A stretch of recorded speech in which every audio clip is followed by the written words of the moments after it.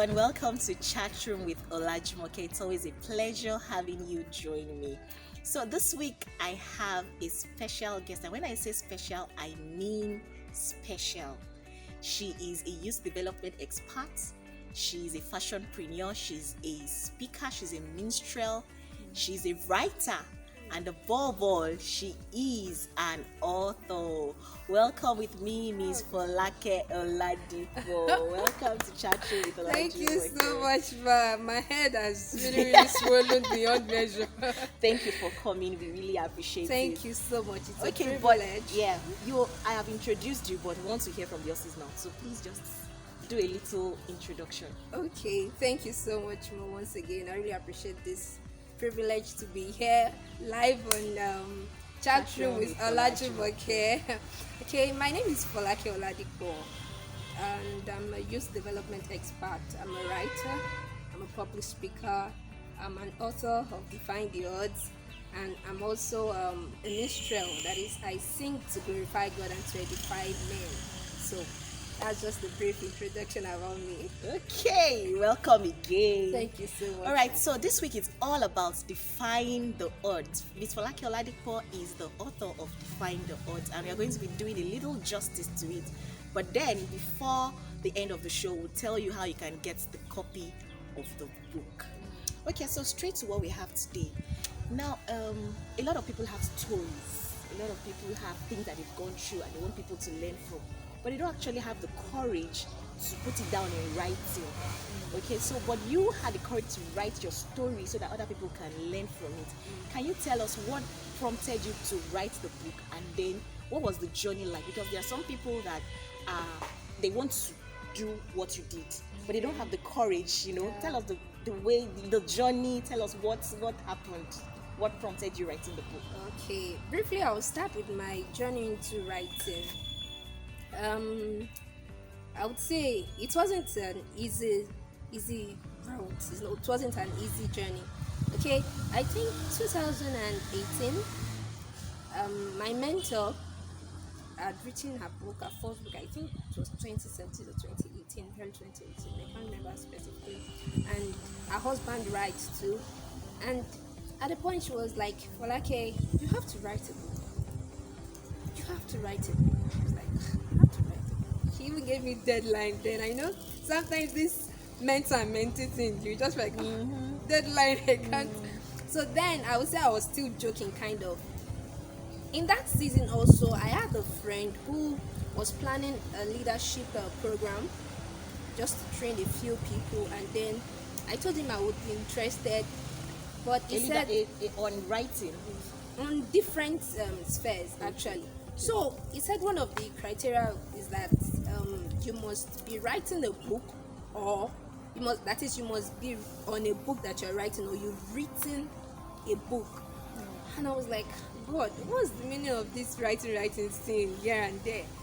So I went back home, and within a few days I went to God and I asked him, I said, God, I don't want to do things because someone said I should do it or people are doing it. I don't want to be lost in the crowd. Why should I actually do this writing? Do I have to write a book? Do I know I have the potential? Because sometimes I write in my journal, I write experiences, sometimes when I read my Bible, I write some things that I understand, and then I know that I could be very expressive with my writing. So I knew that someday, though I didn't know exactly when, I was going to start writing. So I went to God, and then what he told me struck me. He said, "You are a light. Any ministry which you can shine, just shine." You are a light. Yes. Any ministry you can shine, just shine. Any means. And that was just the deliverance I needed. I was like, God, I should shine. And so I started my Facebook timeline. I started writing, though I wasn't consistent enough then, but I picked up myself. I started writing. At the point I even tried to put up a manuscript, though I didn't know the name exactly. So I started writing, dishing out value consistently on my Facebook timeline, even to people. Yes, when I see people that I have to share ideas with, I just flow. It's just like you open a tap and then I just flow. So that was the start of writing for me. Then about this book, I actually wrote a manuscript for the book during a leadership training last year, though it wasn't carrying this same title. So I told my mentor and then her husband too. My mentor is Demi Adetiran and her husband Sam Adetiran. And then my husband said I needed to work more on the book. So I got tired at a point. This book? Yes, I got tired at a point. I got discouraged at a point. I picked it up again. He encouraged me. At different points I was tired, but it got to a point where I realized that there are many people waiting to hear my story and waiting to be inspired. There are many destinies that are tied to sharing my story. So me holding it back is like denying them of the right to enjoy from what I've to enjoy lessons or to receive wisdom from what I've been through. So I thank God. Around March, April, I picked it up again with the help of my mentors, and they were like, "Babe, you have to do this." So I started thinking about a new title and just to make it something attractive and acceptable to the populace. So that's the brief. Wow, that's it. So how many years did it take you to write this? It wasn't up to a year. Okay, you just write, you write, go back, leave it, write, go back. Okay. During the training, the leadership training I went through last year August specifically, we were told to write the book within 27 to 10 days. 27 to 30 days. 7 to 10 days. 7? Oh, yes. wow. It really was a drill for me in case the training is a Mogi Global Leadership School, so they train you on different stuff, and the provost was like, you have to use your story, they gave us guidelines and all. So I wrote that. It wasn't easy. In fact, I was like, will I be able to do this book project? So I did that with the encouragement from my mentors. Sorry I mentioned them a lot because they've been there at different points. Yeah. So after that, I was like, okay, I should build on this and try to publish this. So that was the start. So it was like a sketch or a skeletal work. So last year December, early January of this year, I started thinking of how to improve on the work. So I started going into research. There were some things I added, there were some things that were not necessary that I removed. So just to make it fit into a specific purpose. So that was wow. I've learned a lot from this journey. But one thing I could bring out from it is you mentioning the fact that there was a time that you were not interested or you were tired, that you just dropped the book, but you discovered that it's not all about you. And so I just want to tell somebody there that you're doing something, and it's understandable that you get tired at some point. Is it that book you're writing, or God has put a work in your hand? Maybe you have to bless somebody in a certain way. I don't know what your ministry is exactly. Sometimes you get tired. It is understandable. But remember that it's not about you. It's about the people that God has placed there for you to bless. So when you're tired, it's okay. Pick yourself up and keep going again. Okay, so let's go on. My second question is in your page 26 of your book, and I'm going to read it out. Shoot. Yes. So you said something. This got to me because I've gone through this myself. After you had lost your dad and your mom, and you said you had questions, and I want to read the questions out. She said, does God hear prayers at all? Does God even exist? Why is life this unfair? Why me? And then you said your faith was questioned by that situation and your belief in God wavered. You said you were in between holding on to God or bidding your faith in Him goodbye. And I can actually relate to this. I lost my dad too at an unripe age, and I had questions. He's a child of God. I'm a child of God. He's not supposed to die now. We pray that God should come against untimely deaths and all of that, but this still happened. And I know people, children of God, go through stuff and they have questions. So how did you get answers to these questions, and how did you come out of that phase to the other side? Okay. All right. This is quite a deep, a deep one, I would say. When I lost my mom, it was very, very weighty for me. The experience wasn't a good one, particularly because she was a very devoted woman in service to God.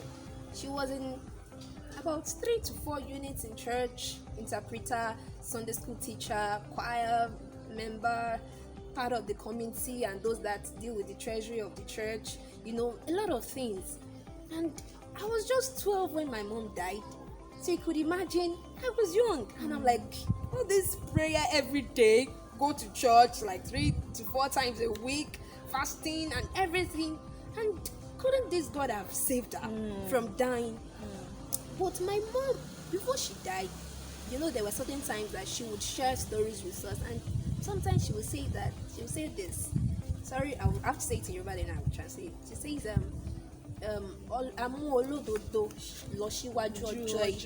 that means the righteous is being taken away before the evil day arrives.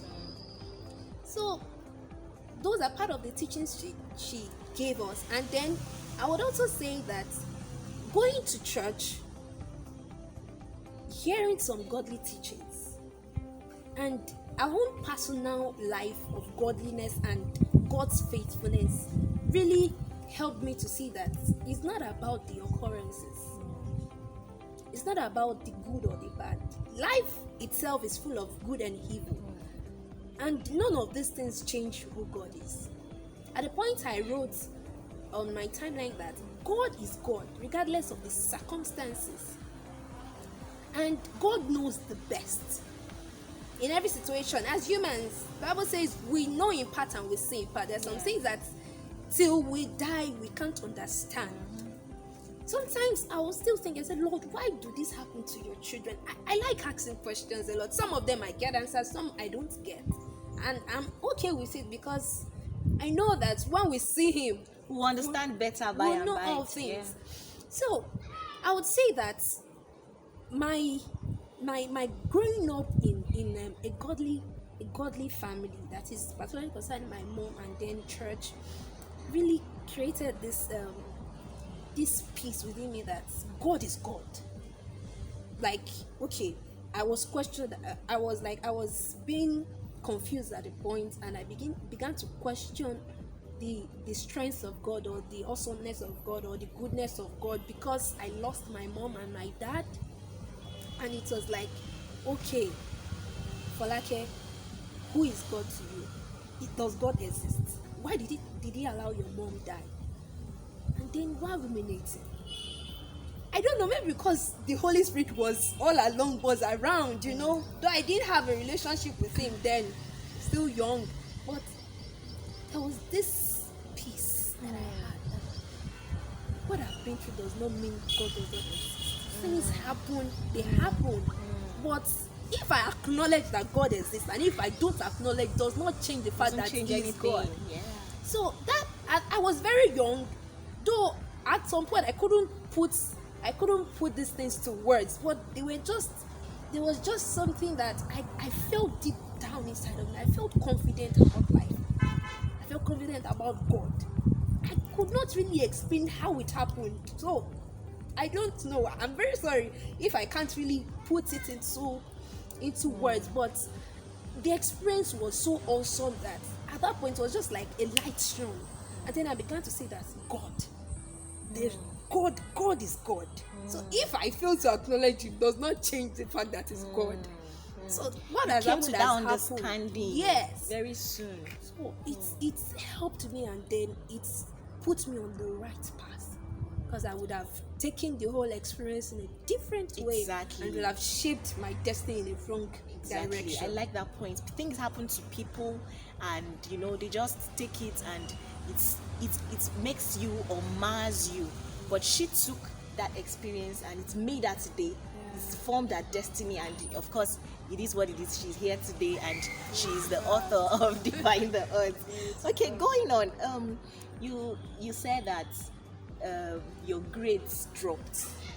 I think in secondary school, I guess. Yes, in secondary school. Yes, your grades dropped. Would you say that losing your parents affected your focusing in school, or or because there was an absence of your parents, or do you understand what I mean? Understand. Okay, please answer. I understand. I wouldn't say it's had a direct effect, but somehow, it will always affect. When you have to worry about what you eat, or you wake up in the morning and then you greet one of your uncles and looks like you, like, are you human? And there's no mom or dad to go and run to say, Mom, did you just see this? Or just to comfort you. It wasn't easy, I would say. Though I loved studying and I've always wanted to do well in school. But sometimes when a child is not emotionally balanced, it affects his or her performance. When a child needs comfort, when a child needs support in certain areas, it might not be academically inclined, you understand, but somehow, some way, it has effects. So at that point, I can't say that at that point I was affected directly, but when you have different things to worry about, you want to worry about, okay, this, that, or there's a family issue on ground that you're being termed the black sheep, you understand, and how do you expect to focus in class, play with other people when you have personal family issues, and then you keep wishing, I just wish my mom was here to just see me through this and all that. So somehow it affected. Somehow. Okay, we are going to go on a short break, but when we come back, we are going to be talking more about defying the odds. Don't go anywhere, we'll be right back.